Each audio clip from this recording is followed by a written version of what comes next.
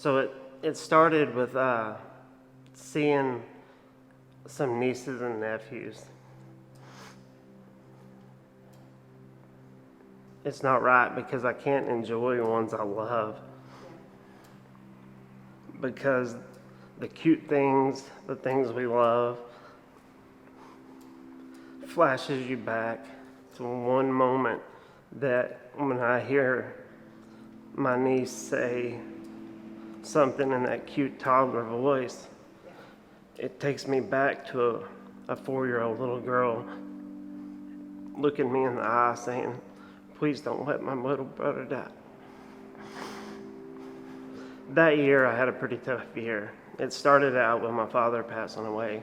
A few weeks after that, finding out that I was going to end up getting a divorce, which caused me to be a little bit different, dealing with the passing of my father and dealing with the divorce and having a young kids and wondering what was going to happen with that situation with them. I was a captain at Cedar Hill Fire Department, and some unfortunate events happened that caused me to have to resign, which put me in a financial crunch, shaking up our household, starting over at a new city. Thankfully, Midlothian gave me the opportunity to prove myself and give me a second chance.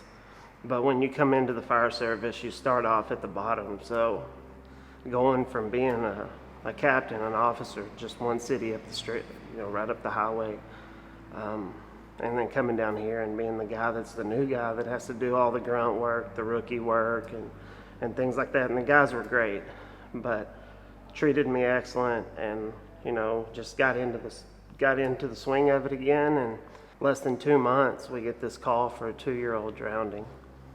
Within an 8-month time period, just a lot of things, just accumulation was tough. But it all goes back to I see my family. I see that little girl when I'm trying to enjoy my nieces, but at the same time I see my kids, and I just keep pressing forward for them, focusing on what the end goal is and keep working towards what it is, and knowing that my passion and drive was to make sure that my kids got to live their dreams. My fiance, she's great. She's been there and she knows the story. She knows all the stuff that happened, and she's been a rock. But it's still a struggle, as you can see. It's I still keep finding things that I didn't even know hurt. As hard as it is, just keep talking about it, because it does get easier. Sharing it, and it's like the first time I spoke up in the meeting when we were talking about resilience. At first, I was like, "Oh no, I'm about to get emotional. You gotta hold this back." I realized that myself and my family are more important than the stigma. When we went back to the station, after we had our meeting, our conversations, a couple guys started coming up to me and saying, "Man, I didn't really realize how important this is until I heard your passion and how you talked about it." So that meant a lot to me. But I would say that there's definitely still a stigma, and it needs to be broke.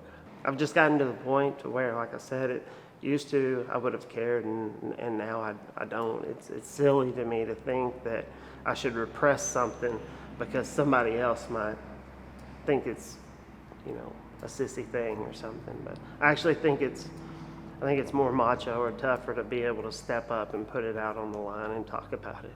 It's important to understand why it all hit you. You just keep compounding, having things happen over your lifetime, and you get a certain time of your life where things really may start stacking against you. I believe it's absolutely important that a counselor understands the culture, to understand where we're coming from. It's so much different. In our job, the way we cope with things and do things with one another, you may look at and think is twisted, but it's what we have to do to get by.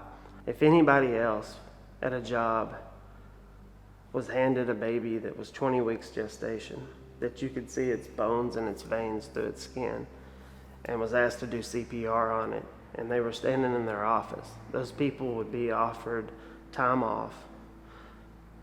People would be sending them cards, letters.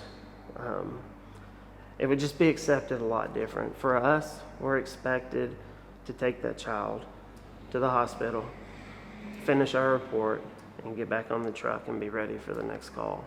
I would say the impact that having someone that's walked in our shoes has to offer is the fact that you know that they understand, or they were there with you, or they've seen it, or just the amount of comfort that you have to confide in that person and to trust them.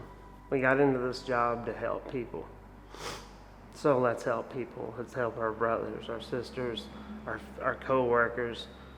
And although the traditions and things that are cool about fire service, there's some things that do need to change. And this resiliency thing, it's real. I wish that it was taught in Fire Academy, actually. Start treating it or helping understand how to treat it before it ever starts.